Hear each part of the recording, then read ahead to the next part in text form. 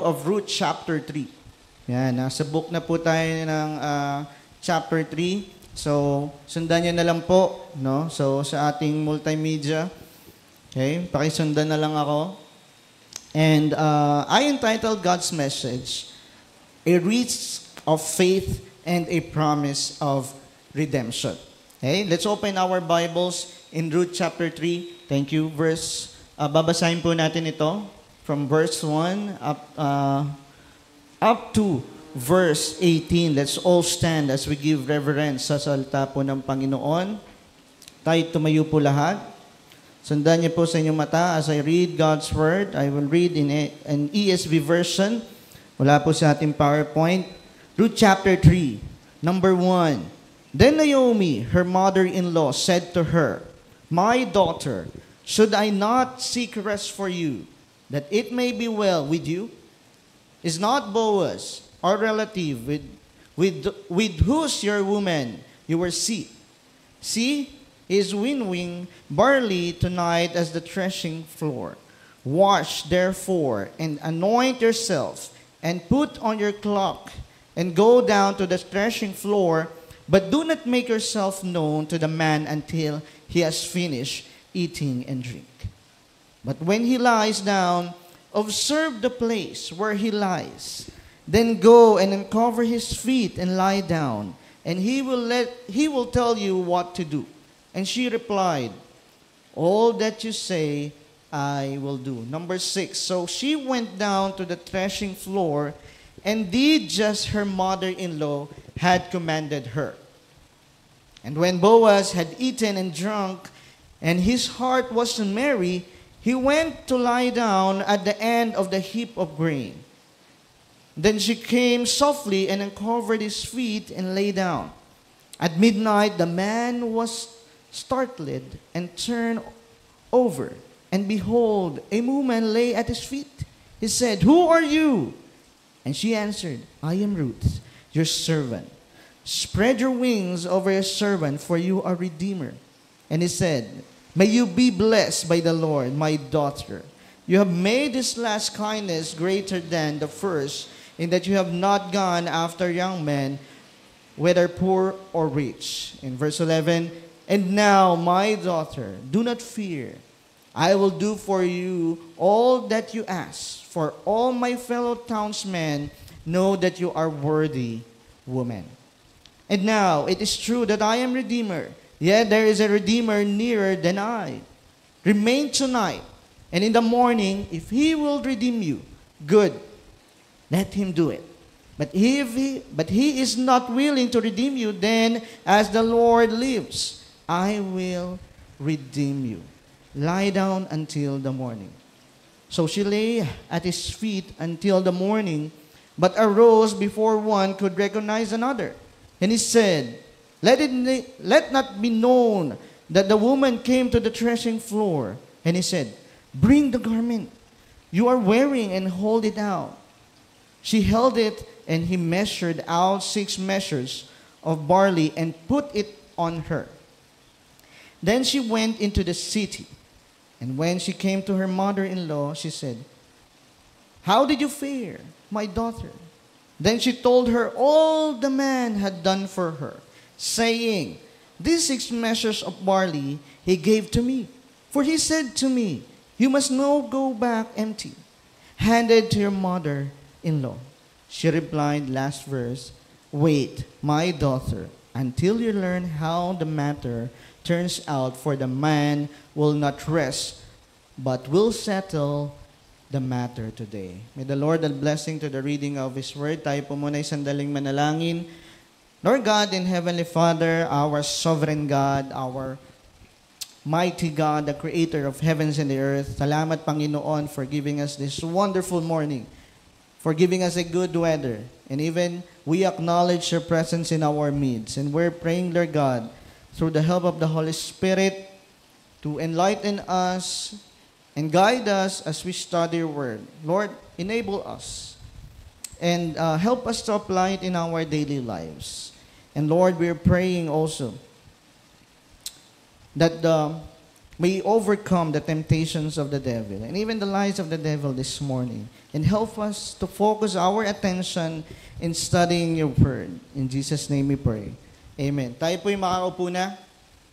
Again, I entitled God's message ngayon pong umagang ito, A Risk of Faith and a Promise of Redemption. And my aim for this morning is to be courageous in taking steps of faith, trusting in God's promise of provision and redemption in our lives even when we don't see Him. As we recap po, as we go back dun sa nakaraan pong pag-aaral ninyo in Ruth chapter 2, may kita po natin na si Ruth and Naomi returned to the Bethlehem in poverty.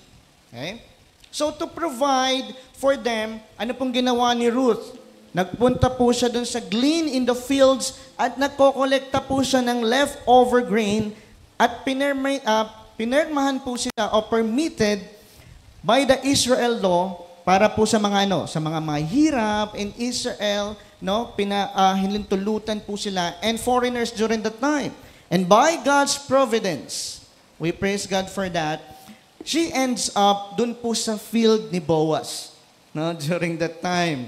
At ito pong si Boaz, short background, ito po ay a wealthy man, hindi lang po yun, a kind man from Naomi's family, lineage. Nakalinya po dun sa, sabihin po natin, family line po nila. At ngayon, ito pong si Boaz, na-notice po niya si Ruth during that time.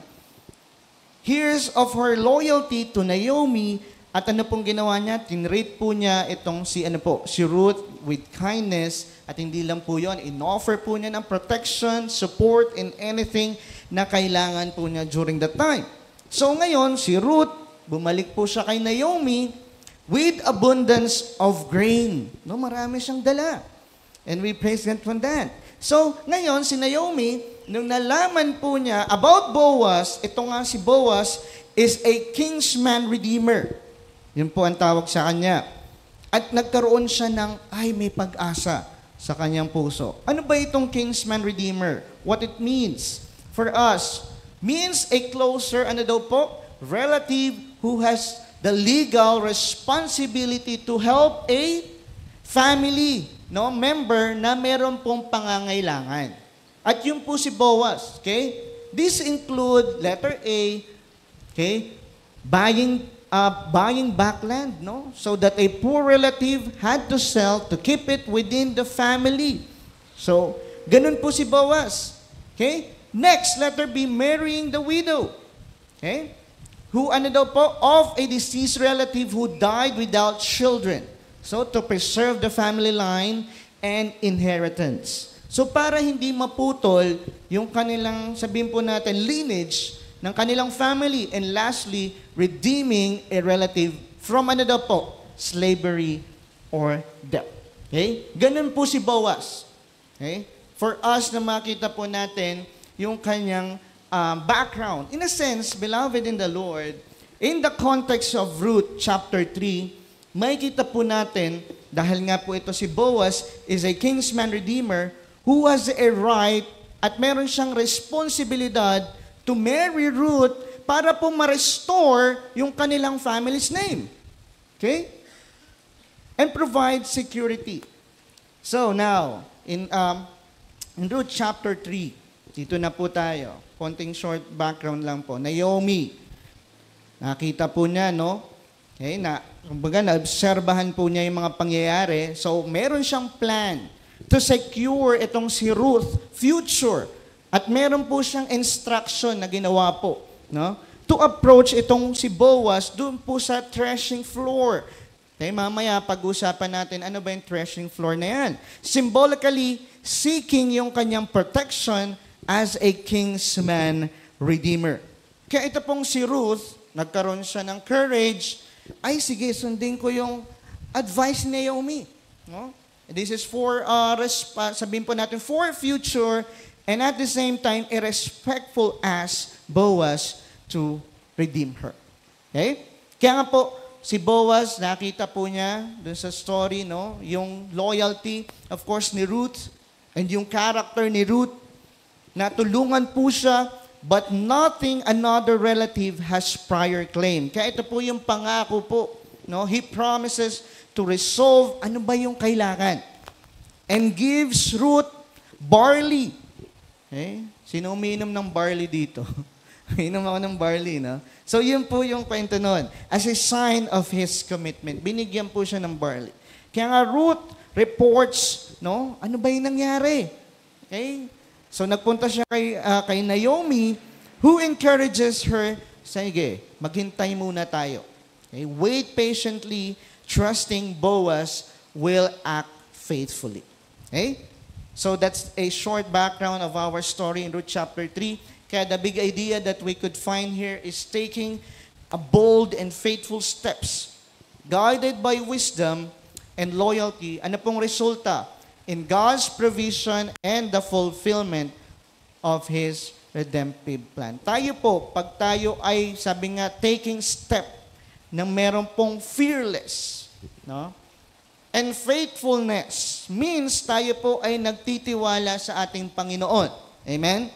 Diba? Kung ano man po yung mangyari, o hindi man natin alam yung mangyayari next, no? Tayo po ay merong pagtitiwala sa Panginoon. Kaya nga sabi ni Naomi kay Ruth, let's wait kung ano ang mangyayari, and hopefully, si Boaz will act faithfully. That's why, in Ruth chapter 3, alam niyo po ba, si Ruth, no? Bravely, no? Talagang siya po ay boldly, meron siyang pananampalataya, as she follows Naomi instruction during that time. At in-approach niya po si Boaz. Okay? Showing her trust in God's promises. Kaya tayo in our lives, as we step, no? Our faith, no? As we fulfill God's purpose in our lives, even though we don't see kung ano yung mangyayari in the future. Okay? We need to have faith. Okay? Kung ano po ang kalooban ng ating Panginoon. Same here, mga kapatid sa Panginoon. This shows that when we make faithful, okay, and intentional choices, ang Diyos po can use them to provide ano po, for us, even yung pangailangan po natin, okay, protection, and work out His bigger plan to bless our lives. Okay? Kaya my proposition, yung challenge ko po ngayong umagang ito is let us take bold step of faith. Na ano po, rooted in wisdom, okay, and loyalty, trusting that God will respond with provision and faithful His redemptive plan in our lives. Taking the courage to step of faith. Alam ko mahirap. Di ba? Na meron pong sabi nga, fearless. At merong pagtitiwala sa Panginoon, mahirap po yan. But it means trusting God is ano po, enough. Para tayo ay mag-move forward. Okay? Dun sa instruction ng ating Panginoon sa ating mga buhay. That's why we could find here that Ruth bravely approaches Boaz. Kasi nga, nagtitiwala siya kay Naomi advice. No? Yung instruction ni Naomi during that time at nagkaroon sa kanya ng courage and faithfulness, even us as readers, to show us that when we trust God and act wisely, no, na merong sabihin natin, pag-iisip, He responds with care and blessing. Kaya tayo, I encourage all of us, kung meron man tayong takot in our lives, as we step out in our comfort zone. Minsan, nananatili tayo sa ating comfort zone.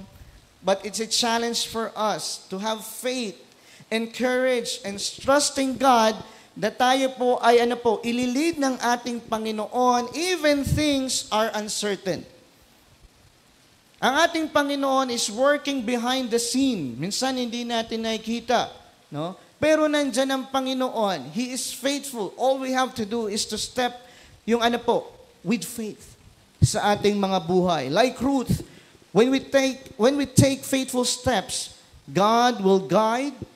Yan po ang pangako ng Panginoon, nandiyan ang Holy Spirit, and provide and work out His plan even if we don't see everything clearly right now. Kasi nga po, pag tayo ay nag-step of faith, sa ngayon, di pa natin clearly maintindihan, Lord, ano ba tong plano mo? Pero as we obey and trust God, everything will, clearly, no? As we could see, ito yung plano ng Panginoon. Okay? Maganda yung plano ng Panginoon. Amen? So ngayon, for us, as we study Ruth chapter 3, may tatlong bagay po akong ibabahagi sa inyo, is three key facts that demonstrates Ruth's faith and promise of redemption. Number one is the instruction to Ruth regarding Boaz in verse 1 to 6. And under that, may kita po natin three things to consider. Number one, or letter A, may kita po natin, we could find here Naomi's plan. Ano ba yung plano ni Naomi? Okay? As yung instruction niya kay Ruth regarding Boaz. So in Ruth chapter 3 verse 1, sinasabi po niya dito, is Ruth, she wants to find rest for her. Okay? Meaning, meron security, stability for future. At patungkol po ito sa sa marriage. Yan. Okay? So Naomi ay hindi lang po pinapakita niya yung kindness kay Ruth, but she taking responsibility. Akuin ko itong pagtulong kay Ruth, find a lasting solution. And that is Boaz. No, para po siya pakasalan. Kaya nga bilang kinsman redeemer, is nakita niya yung opportunity during that time for Ruth, na si Boaz will be na dito sa threshing floor. Okay? Yun ang instruction ko sa iyo. Okay? Ito pong threshing floor, a place where work ends. At doon po sila nagpapahinga during that time. Okay? So doon po nag-start yung journey ng story. Then she starts to form a careful and thoughtful plan. Nag-isip. No? Ano ba yung plano na maganda for Ruth? At humingi siya ng wisdom sa Panginoon. At pinapakita po nito for Naomi yung wisdom and Ruth's journey toward hope and redemption. Kaya for us, very important that we plan. Okay? We plan wisely. Okay? At makinig po tayo sa sa kalooban ng Panginoon by reading God's Word. No? So that's number one, letter A, Naomi's plan. Number two is Naomi's preparation. Ano yung preparation po in verse 3?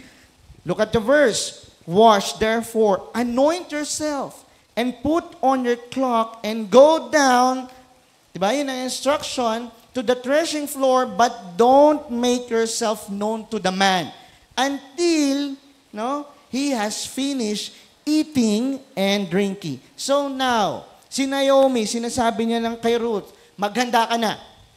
Okay? By washing and putting on perfume, di ba? Ganun tayo. Habang nagre-ready tayo, dapat malinis. And dressing properly, ito po yung sign, mga kapatid, that she is moving forward dun sa kalooban ng Panginoon. Okay? Even though siya ay meron dalamhati sa kanyang puso, okay? But ngayon, siya po ay open for a new beginning and possibly a marriage. Okay? Kaya nga putting on a clean clothes may have also shown Boaz she was no longer a widow, sabi nga, and was ready for what God had next. Kaya alam niyo mga kapatid, even though we don't see kung ano yung kalooban ng Panginoon, we need to prepare ourselves. Amen? Hindi tayo yung pag dumating yung opportunity, tayo yung mabibigla. We should be ready anytime, anywhere. Dahil darating po ang kalooban ng Panginoon. Kaya dito may kita po natin is nandun po yung preparation po nila, of course, to approach Boaz and yung kanilang plan.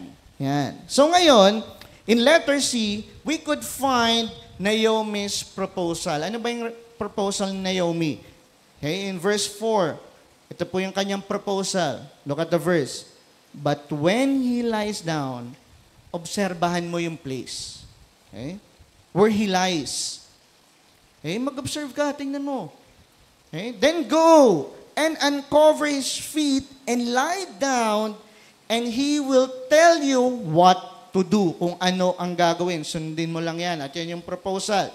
At ang nangyari, sinunod po yung proposal ni Ruth, no? To carefully watch, no? Kung saan ba nakaposisyon si Boaz at kung siya maihiga. Since other would, be sleeping at the threshing floor, kasi nga may mga ibang kasama doon, no? Sa threshing floor, kasi nga yan yung pahingahan nila, is in-approach po niya yung si Boaz po during that time. Kasi nga po, kung hindi niya susundin yun, baka magkamali siya ng approach. Di ba? O sa iba siya, sabihin po natin, is pumunta.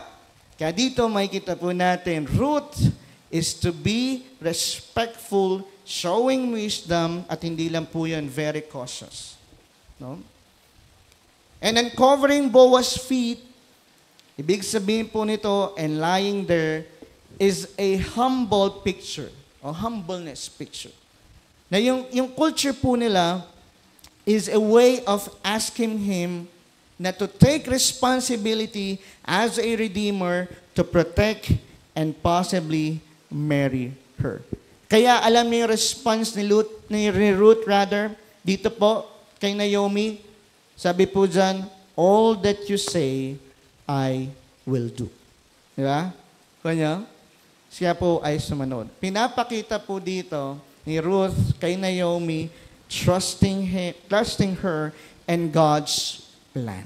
Kung anong plano ng Panginoon. Kaya nga po, yung kanyang obedience, nagpapakita po ng courage and humility and deep trust that God will guiding the process. Amen?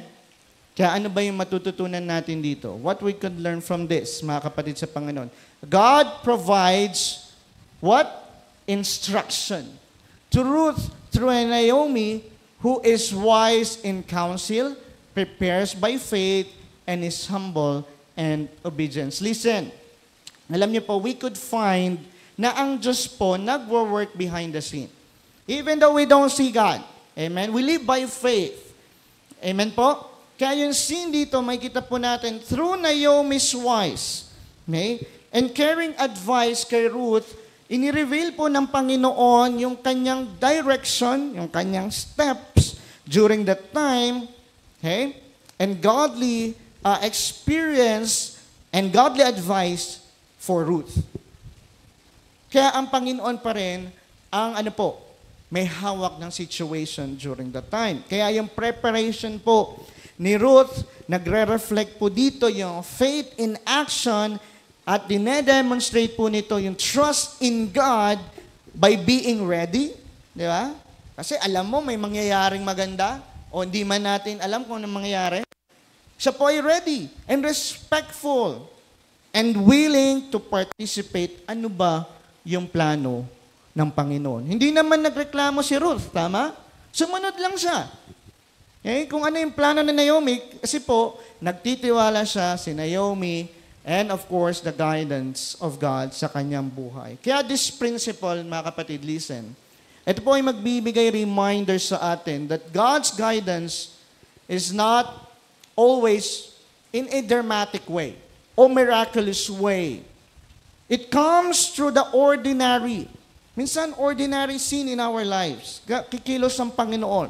But faithful step of listening to wise voices. Of course, kung sino man po yung minsan nag-instruct sa atin, lalong-lalo na sa salita ng Panginoon, dapat makinig po tayo, preparing well and obeying Him with a humble heart. Mahirap pag hindi ka humble. Diba? Hindi mo susundin yung instruction, yung plano, at yung proposal. Okay? Kung tayo man ay nasa situation ni Ruth, but nandun po yung kanyang pagsunod and humbleness sa kanyang puso. That's why we could find yung kanyang trust and have faith sa plano ng Panginoon. Kaya in our lives, as we apply all these things, let us trust God's what? Guidance. By seeking wise counsel, preparing faithfully, and obeying humbly, even when the outcome is uncertain. Hindi man natin alam kung ano po yung mangyayari. Just as Ruth, was guided by Naomi's wise advice at naniniwala po siya na kumikilos ang Panginoon. Kaya sa atin mga buhay, as we apply all of these things, we find those people who are mature in faith. Na tayo tutulungan ng isang mananampalataya na tayo ay encourage, hindi lang po yun, mag-encourage sa atin to be humble and at the same time na magtiwala sa Panginoon. Na? Maaaring yung leaders natin here in the church na mag-guide sa atin, our pastor, di ba? To guide us and of course, sa salita po ng ating Panginoon. At alam niyo po, pag ginawa po natin yon, it helps us deepens our faith. That involves practical preparation. Like ano pong nangyari kay Ruth, di ba? Simple lang po yung ginawa niya. Siya po ay nagtiwala dun sa counsel, okay? Dun sa wisdom na binigay ng Panginoon kay Naomi. Kaya as Christian, we need to be prepared. Kailangan tayo maging preparado. Pag dumating yung opportunity, mahirap pag hindi tayo preparado. Kaya dito po, we need to be prepared by asking God, Lord, ano ba yung direction mo sa aking buhay? Or ano yung opportunity?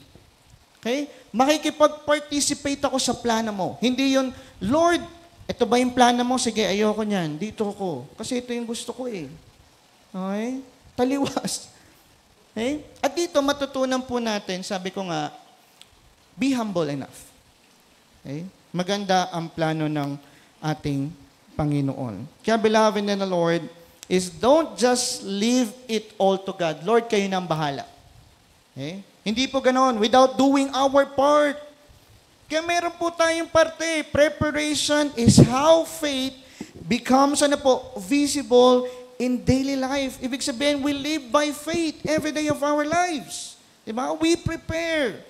Yun po nagpapakita na tayo po ay nagtitiwala sa Panginoon. Pag dumating po yung opportunity, we are ready to do God's plan. Hindi yun, wait lang, isipin ko lang Lord kung susundin ko to.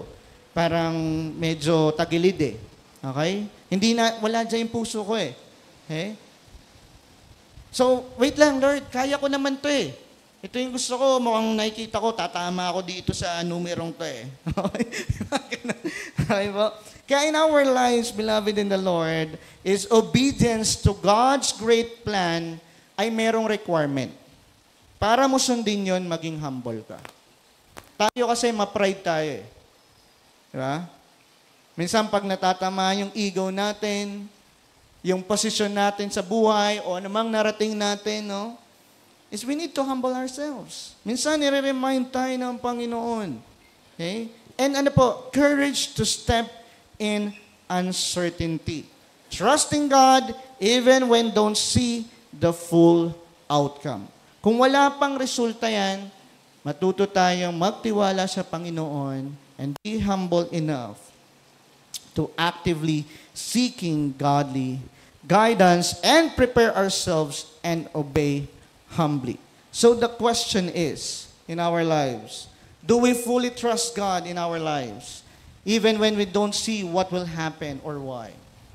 Do we really trust God? Nagtitiwala ba tayo? O puro tayo reklamo sa Panginoon? Lord, bakit ganito na naman tong nangyayari sa akin? Bakit ang hirap? Pinagdaanan ko ito eh. Nag-failed na ako in the past. Ito na naman. Hey? Natatakot na ako harapin yung future. Ang sinasabi sa'yo, anak, relax ka lang. Be humble. And trust me. Have faith in me na maganda yung yung future ko para sa'yo.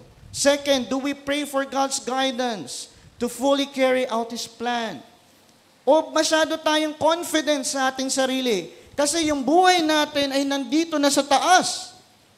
Masyado tayong nagtitiwala sa pera, nagtitiwala tayo sa katalinuhan natin, hindi na tayo nag-acknowledge ng other advices, even our pastors or church leaders. Wait lang, pastor. Position ko eh. Mataas ako, manager ako. Hindi ko kailangang advice mo. Businessman ako eh. Ganun ba yung attitude natin? Mga kapatid, sinasabi ng Panginoon, don't trust in yourself. trust God's plan. Mas maganda ang plano ng Panginoon. Kaya nga, do we pray for God's guidance? How is your prayer life, mga kapatid sa Panginoon? Even me, I examine myself. Kamusta ba yung aking relationship sa Panginoon? Pag may problema lang, reklamo tayo, Lord, ano ba itong hirap naman? Okay? Ayoko na nga. Ayoko na makinig dito sa mga counsel na to. Sa pastor. Perfect ka ba? Minsan may ganun pa no? Para mag-advise sa akin, alam niyo mga kapatid, we need to be humble. Yun lang. Maging humble ka lang. At relax at makinig ka. Sa salita ng Panginoon, first of all, and for those people who are mature in Christian life. Kasi sila yung mga naka-experience ng marami ng pagsubok sa buhay. At maganda yung mga testimonies po nila. Kaya beloved in the Lord, let us trust God's plan. Nag-work po siya behind the scene in our lives. Even when don't see the outcome, we must trust Him and obey. Amen? So, that's the first one, the instruction, no? And number 2 is kung merong instruction, of course, merong initiative. Alam mo yung initiative? Ano ba sa Tagalog initiative? Merong kukusa. Tama, no? Di ba? Yun po yung initiative. Initiative of Ruth toward kanino? Kay Boaz. At may kita po natin, two things to consider. Is number 1, she was rooted with humility. In verse 7 to 9, pinapakita po dito ni Ruth yung kanyang great humility and courage sa pamagitan po ng na tahimik na in-approach si Boaz. Hindi yung, nasan si Boaz? Okay, higa ako dito. Hindi po ganun. Humble pa rin siya, no? In-approach na si Boaz during that night, quietly. And kahit po, very risky. Bilang a foreign woman during that time. Kaya po, nung in-uncover niya yung feet, no? Starting today, during that time, sinasabi ni Ruth, ay pinapakita po yung pag-respect in a culture to ask for protection and marriage. Yun po ang ibig sabihin nun, yung covering of feet. Kaya nga po, nung si Boaz ay nagising, tinawag po niya si Ruth, calls her what? Servant. Diba? And ask him to be her redeemer. Yun po ang ibig sabihin nun. She, asking him to take care of her. No? Ako ang sinasabi ni Ruth, protektahan mo ako. Alagaan mo ako. Para po makontinue yung family line ni Naomi. Kaya po, this moment, this special moment for Ruth, not just a personal, but is a meaningful, at pinapakita po nito yung trust and redemption and hope. No? Merong pag-asa. Kaya yung action po ni Ruth ay pure sa kanya. Merong respect and full of faith na si Boaz po responds with honor and care, showing that her humility and courage ay hindi nabaliwala. Okay? So, nandun po yung security for Ruth. Okay? So, now, that's the first one. She was rooted with humility. Second one is she was rooted with hope. Merong pag-asa. Look at the verse. Verse 10 to 13. Nung in-approach po ni Ruth si Boaz with hope, wala siyang dinemand na na kahit anong bagay. Siya po ay nagtiwala, no? That he could help her. Tulungan mo ko. She calls herself as a servant. And ask him to take care of her by becoming her redeemer. Kaya ito pong si Boaz, ayan nagkaroon sa kanya ng galak, and ginalang po niya si Ruth for this kind act of kindness and even loyalty kay Naomi, no? Napaka, po palang ni Ruth, no? Sabihin natin, respectful. Kasi nga po, si Ruth, pinili po niya to marry for faithfulness, not just for love. Or sabihin natin comfort. Kaya nakita po ni Boaz yung kanyang character. At nag-agree po siya na tulungan siya through though he mentions there's another relatives during that time, kasi nga marami sila doong nagre-rest, no? Who must be asked first. Kaya dito po, sinecure ni Boaz to settle it soon. Just trust me. Ako ang bahala. Nakita natin yung comfort. Nakita natin sa side ni Boaz. Bilang lalaki. Okay? Ruth stays safe and respected. Kaya pinapakita po dito that Ruth's hope is she acted in faith, trusting God, would work, no? Talagang mag-work ang Diyos po through people who chose to do what is right. Kaya what principle? Ano ba yung matututunan natin dyan? Is Ruth demonstrated, ano yung pinakita niya? Fearless o bold faith. Sa pamagitan po ng by approaching Boaz with humility and hope, at pinakita po dyan, revealing that true faith trust in God's provision while remaining humble in heart and action.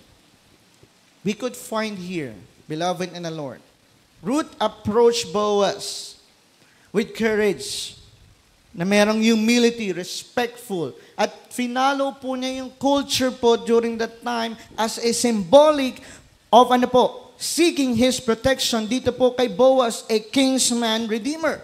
Kaya in-honor po ni Boaz and affirm na merong pag-asa si Ruth. Huwag kang mag-alala. At ni-recognize po niya yung kanyang character ni Ruth. And promising to act faithfully despite another Redeemer's claim. Kaya, ang galing lang po, kung titingnan po natin, we could find here na ang Panginoon pa rin ang naglalagay sa iyo sa tamang tao. Di ba? Kasi sabi ko nga, kung di siya nakinig kay Naomi's advice, baka mapunta siya sa ibang tao. Pero nakinig siya mabuti sa guidance ni Naomi. Of course, through God's guidance din. Kaya dito makikita po natin yung yung character ni Ruth at nagkaroon po siya in response nandun po yung yung kanyang comfort, hindi lang yon, and of course yung kanyang hope, and with humility na sumunod po sa ating Panginoon, and at the same time of course sa counsel ni Naomi kay Ruth. Kaya as we practice all of these things, is let us trust God by acting with humble courage and hope, even when we don't know what lies ahead. Mga kapatid sa Panginoon, brethren, choosing to trust God, pag pinili niyo pong magtiwala sa Panginoon, ibig sabihin po nun, stepping forward in the future, even though hindi mo alam yung mangyari. Tama? Kaya we live by faith. Like Ruth. Okay? May kita po dito, we could find this, yung requires humble courage. Hindi yung arrogante ka. No? Okay? But a quiet confidence. Sometimes we're quiet, no? Sige, gagawin ko, Lord, kung ano yung pinag-uutos mo. Magtitiwala po ako sa inyong Panginoon that God is faithful and good. Amen? Faithful po ang Panginoon. Mabuti po ang Panginoon. Kaya it means being willing, kung ikaw ay willing sumunod at ikaw po ay nag-act based on what God has shown to us, is maniniwala po tayo. We will take confidently a bold step of faith and trust God. Kaya ito pong, this kind of trust is also filled ng ng merong pag-asa. Kaya ka nagtitiwala kasi alam mo merong pag-asa sa Kanya. Ha? Kaya nga po yung expectation natin na Lord, sige, that you will provide anything. At protektahan niyo po ako. And lead me, even though, sabihin natin, risky yung path. Alam niyo yung ginawa ni Ruth? Bilang isang babae, risky yun sa kanyang side. Okay? Being, dito kay Boaz. But God, sabi nga, guide her through Naomi's counsel, At nakita po ni Boaz yung kanyang faithfulness and humility. That is the kind of character that God manifests even in our lives. Yun po ang gusto ng Panginoon. Kaya as we step of faith, we surrender everything to God. Amen? Hindi yung pagtapak mo, Lord, no, wait lang, babalik muna ako. Okay? Never turn back. You surrender everything to the Lord by acting with humble courage and hope in our lives. Kaya mga kapatid, katulad ng pag-aralan po natin, it means preparing ourselves and seeking God's wise counsel and obeying God's leading with a heart full of trust, knowing He holds the outcome of future of our lives. Kaya yung buhay natin ay nasa kamay ng ating Panginoon. Once you surrender your life to the Lord, no, never turn back. Take a bold step of faith and obey sa ating Panginoon kung ano ang plano po niya. Kaya the question is, do we have hope in God, knowing that He has a great plan for us? Meron ba tayong pag-asa sa Panginoon? O mahanap pa tayo ng pag-asa sa ibang bagay? Do we trust God's plan? Do we acknowledge yung kanyang sovereignty, yung kanyang power in our lives? Or do we trust our hope in our work, in money, or the things here on earth? Yan ba yung pag-asa natin? At sinasabi ng Panginoon, mga kapatid, is even though we don't see what lies ahead, we must trust God and surrender everything to Him. And God will work behind the scenes of our lives. At maganda po ang plano ng Panginoon. Kaya makikita po natin in our third point, yung integrity ni Ruth for Boaz. Look at this. Tatlong bagay under this. The integrity of Ruth for Boaz, 14 to 18. Three things to consider. Number 1, or letter A, Ruth's character displayed. Okay? In 14, sabi po kasi dyan, and she lay at his feet until morning. Di ba? Hanggang inumaga, ine-emphasize po dito yung modesty and purity. Lying at Boaz's feet, not base him, no, hindi base sa kanya, pero pinapakita po na ito that this is not a sexual encounter, but a symbolic and humble appeal for protection and redeemer. Kuha po natin, baka ma-misinterpret natin, no? And usually, yung iba, baka ginagapang na si Boaz, no? Hindi po, mga kapatid, ha? Pinapakita po nito yung modesty and purity, no? Lying at Boaz's feet is symbolic of humble appeal for protection and redemption.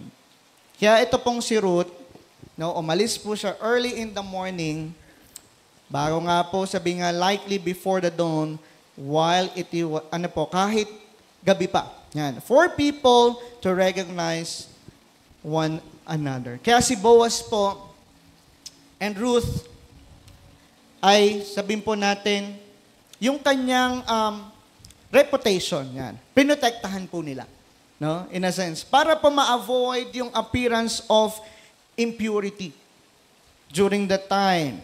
Kasi nga po sa culture nila, sabihin nga natin, may mga skandalo, ganyan, skandal, could harm both of their reputation. Especially kay Ruth po, as a foreign and widow. Yan. Okay? Baka ma-judge si Ruth during that time. Kaya si Boaz, okay, ay pinotektahan po niya si Ruth. At nandun po yung respect for her character din. Kaya therefore, si Boaz po, binigyan po niya si Ruth ng 6 measures of barley. Diba? Kaya nga may barley na nung unang panahon eh. Kaya naniwala ako, effective yung barley. Okay? Barley. Kaya ito po yung nagsisimbolo po na ano po, na gesture niya as a gift, no? Of provision sa kanya. Siguro ang kanyang love language ay gift. Binigyan po ng gift, no? And a sign of respect to Naomi also. Kaya nga po, ni-recognize niya yung kanyang her role and needs as well. Okay? Kaya ito pong si Boaz, pinakita rin po niya yung kanyang protection and provision kay Ruth, hindi lang yon, kay Naomi, as, ano po, sabi nga, nasa lineage ng kanilang family. And i-protect yung kanilang reputation.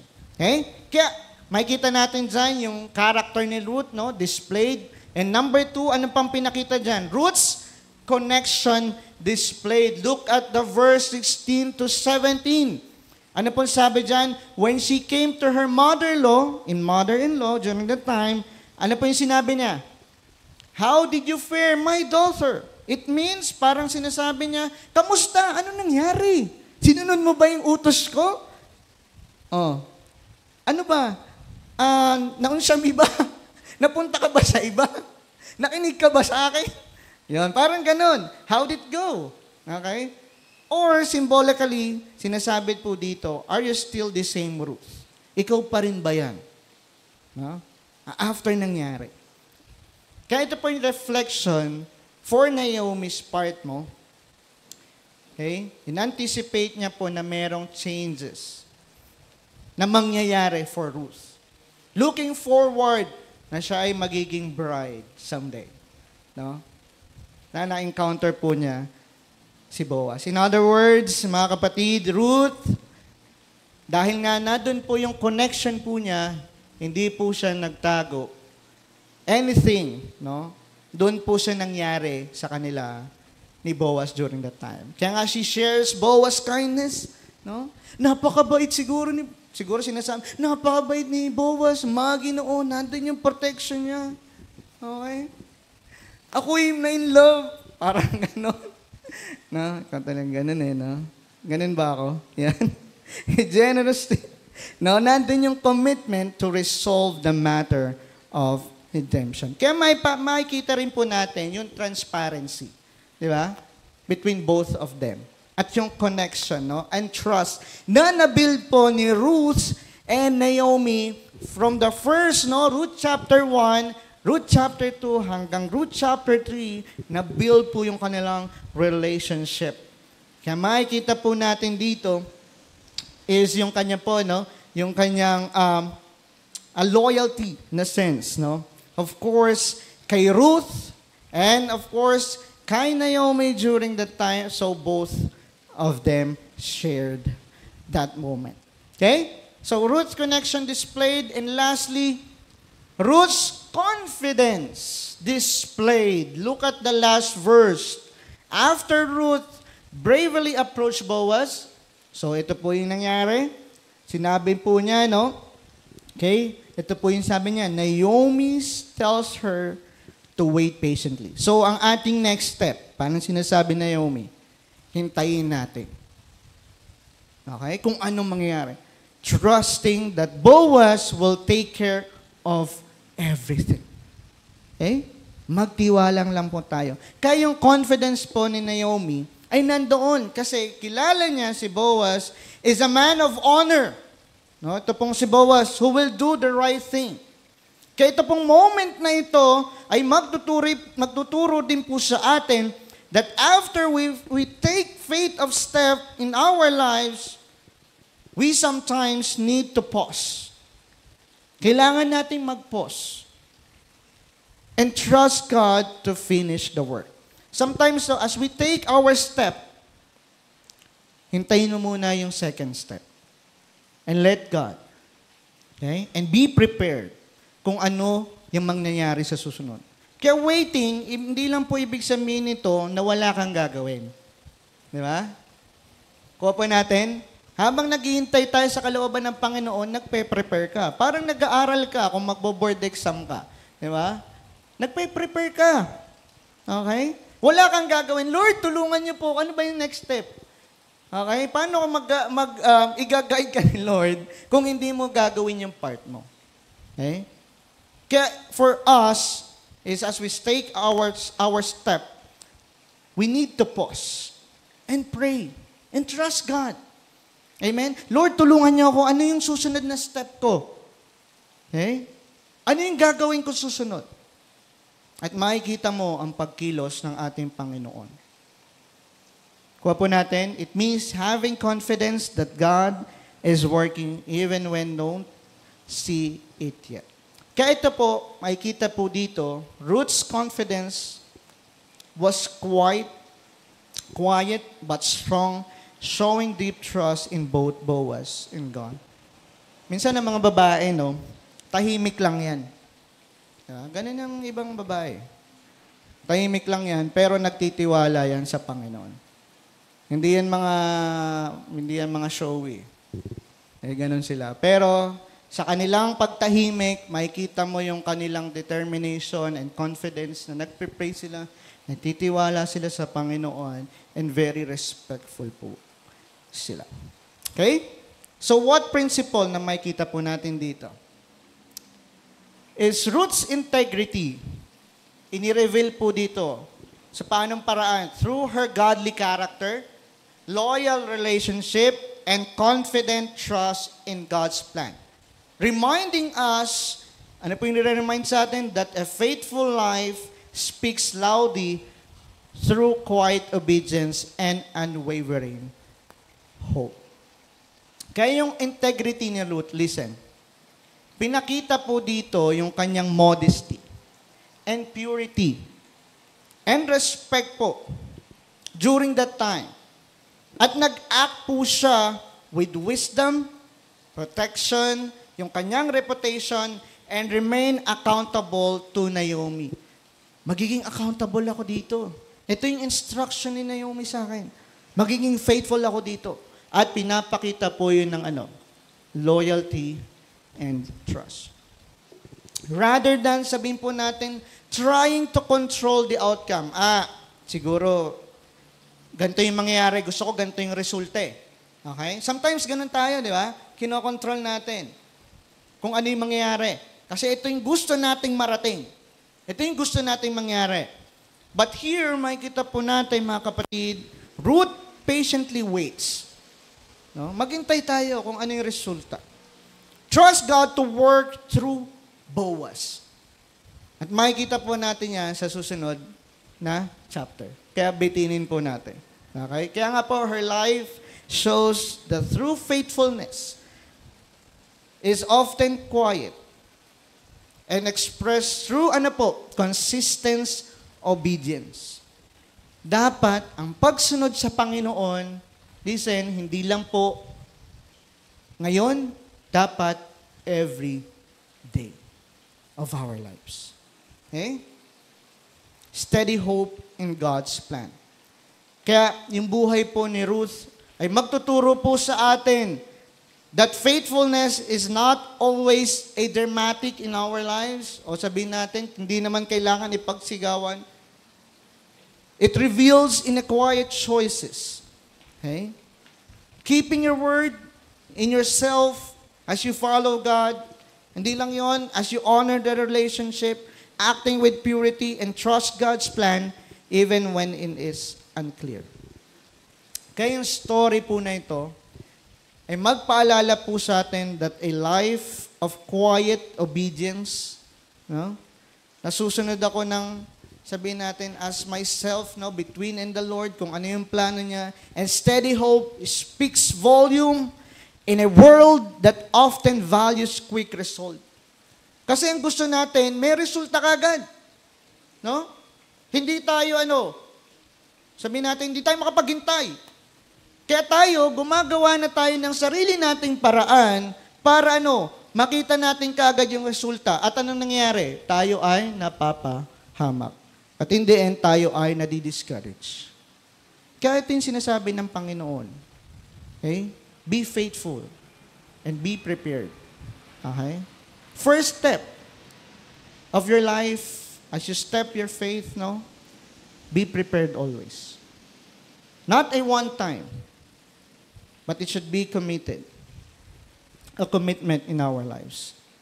Okay? Kaya as we practice all of these things, in our practice, as we apply, let us live with integrity. Sa paano po? By honoring God. You honor God. Okay? Through faithful choices. Dapat tama. No? Kaya dapat meron tayong, sabi nga, wise counsel in our lives. Through God's Word and even mature people in our lives. Okay? Faithful choices, loyal relationship, and quiet trust in His plan. Kaya as I end, mga kapatid, yung integrity, nagsisimula po yan with the decision. It's your choice. Okay? Sabihin po natin, I make every day big or small, whether it's small or big, it's our decision. Whether it's how we speak, kung paano tayong mag-act, or treat others, for us, we made a choice na magre-reflect ang ating Panginoon. Okay? Alam mo ba, nagtiwala ako sa Panginoon, kaya ako narating to. Di ba? Nagtiwala ako sa Kanyang kalooban. Kaya ako'y dinala niya sa tamang tao. Di ba? O magte-testify si Ruth during the time, even in us. We choose to do what's right. Kasi ito po yung mag-honor sa ating Panginoon at hindi po tayo nagsisik ng recognition. Ay, si kapatid na ganito kasi magaling ako nagawa ko to. Okay? Ito, kaya ako nandito kasi dahil sa sarili kong lakas, talino. Hindi ko consider to si kasi mahina to sa ganito. Hindi ganun mga kapatid. Okay? Ang sinasabi lang po dito is let us honor God in every choices na gagawin po natin. Kaya nga like Ruth, nung pinakita po niya unwavering loyalty, and Naomi. And for us to be faithful in our relationship, binigay po ng Panginoon yung ating family. Yeah? Minsan, kinoconsult natin yung family natin, ano yung gagawin natin next? Di ba? Hindi yung ikaw magdesisyon. Ma, anong sunod natin gagawin? Pray muna tayo. Sige, hingi tayong wisdom sa Panginoon. Sa inyong friends, na mature in yung Christian life, kapatid, medyo may pinagdadaanan ako. Matutulungan mo ba ako dito? Ganito yung kapatid. Sige, mag-pray muna tayo. Hingi tayo ng tulong sa Panginoon. Mentors, like church leaders, pastors, for us, na tayo i-guide and listen to them. At pinapakita po nito yung yung ating love, hindi lang po yun, is pinapakita rin po natin yung ating integrity in our lives na we are waiting and trusting God, na maganda yung plano ng Panginoon sa atin. Kaya like Ruth, naghihintay po siya for Boaz to act. In the same manner, in our lives, we trust that God is working behind the scene. Every step, every lives, every choices that we will make, nandiyan ng Panginoon. Believing that God's timing and plan are always the best. Because God is the best. Amen? Kaya the question is, do we live with integrity that is reflected in character towards others? Kamusta ba yung ating character? Yung integrity natin. Bilang mga mananampalataya sa Panginoon. We seek advices or we display yung character ni Ruth na merong confidence sa Panginoon and make connection to those people o mananampalataya who are mature to give us counsel o wise, sabihin po natin, encouraging words. At yung character po natin, how is it, mga kapatid sa Panginoon? Do we believe in God's perfect timing? Do we believe in that, mga kapatid? Amen. Kaya as we conclude our topic po in Ruth chapter 3, in acrostic yung word na faith. As we live by faith. So in our conclusion, to have faith in God's plan, kung ano yung plano ng Panginoon, you must consider these words. We must, letter F, follow wise counsel like Ruth.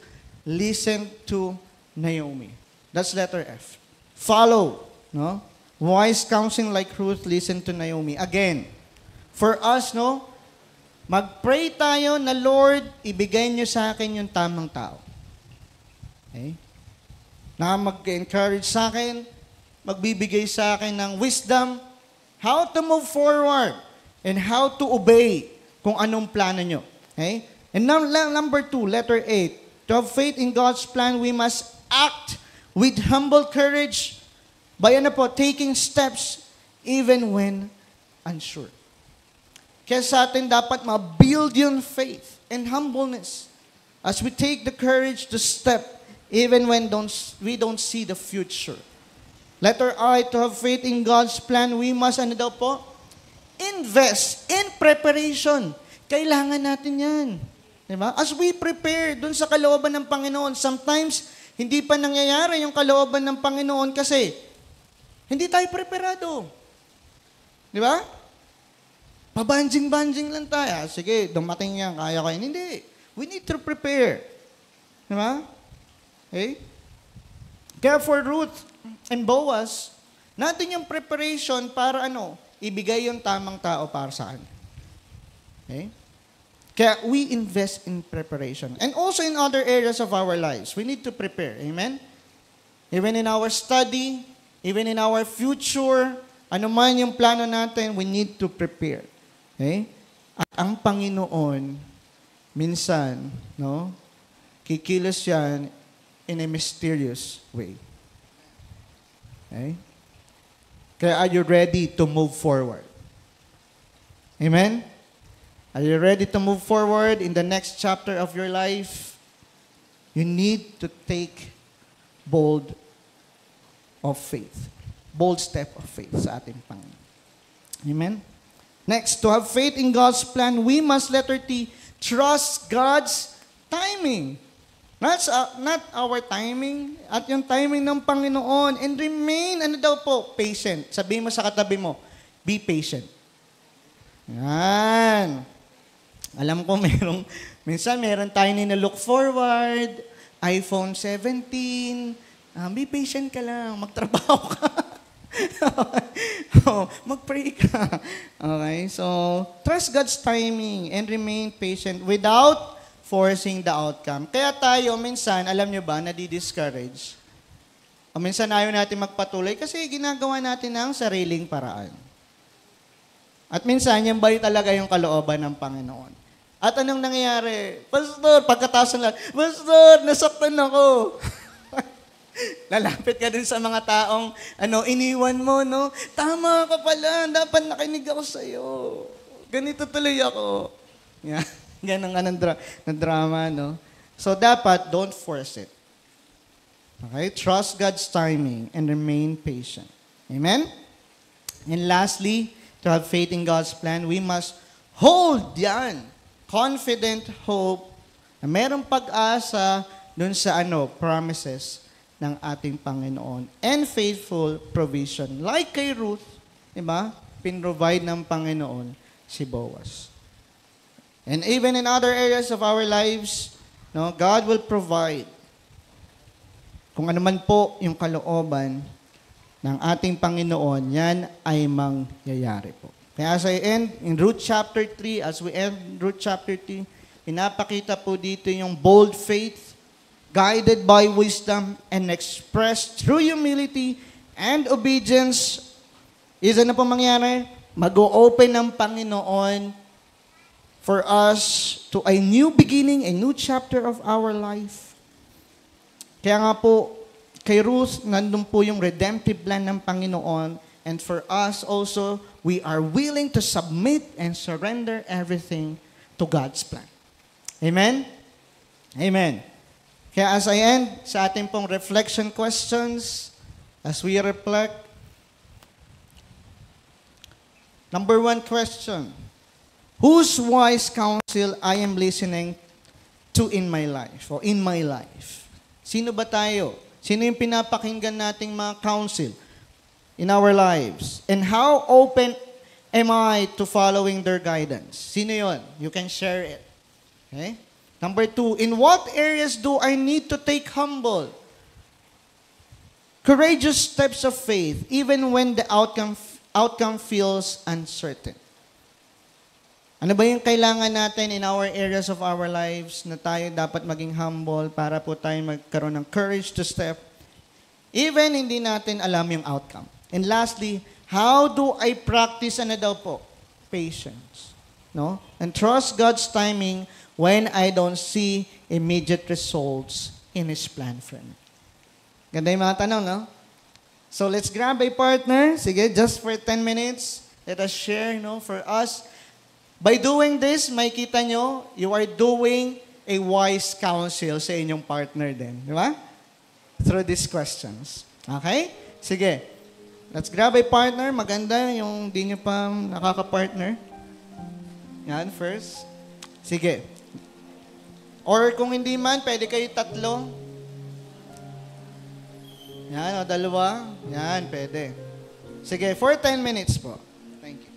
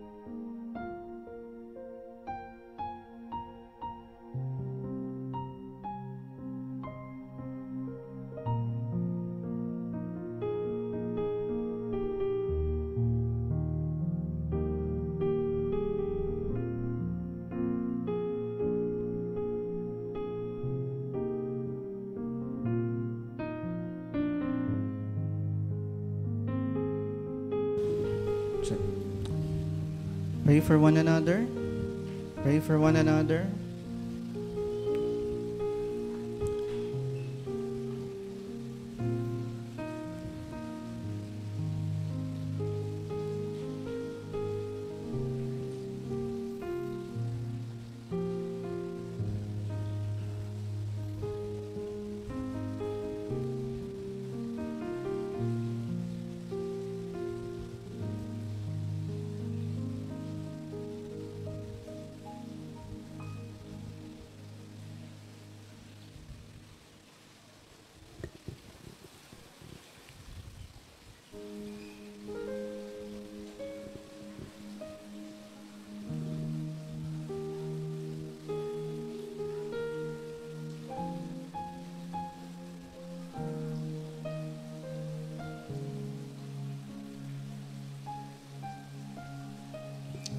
Let's all stand and let's pray. Tayo po'y tumayo lahat as we pray. Our gracious and Heavenly Father, we would like to honor your name. We would like to magnify your name. And we want to exalt your name. And thank you for your word this morning. Thank you for reminding us to take a bold step of faith. Once we surrender everything to you, dear Father, help us to obey your command in us. As we fulfill, Lord God, our purpose in our lives. And Lord, give us a counsel who is wise in spiritual life, who will encourage us to live a life that worthy, to live a life that pleasing to you. And Lord, forgive us from the sins that we have committed in our daily lives. And help us to fix our eyes in Jesus, in your plan, and trusting in your sovereignty upon us, as you direct us to fulfill our purpose of existence here on earth. And as we serve you faithfully, to reach out others to know Christ in their lives as the personal Lord and Savior. And Lord, thank you once again for reminding us that choosing a right person will lead us to a right perspective, a right outcome, depending on your wisdom, depending on your will, Lord God. And Lord, as we commit again our lives to you, we just want to honor your name. We just want to magnify your name in our lives. In Jesus' name we pray. Amen. Makakaupo na po tayo. God bless us all.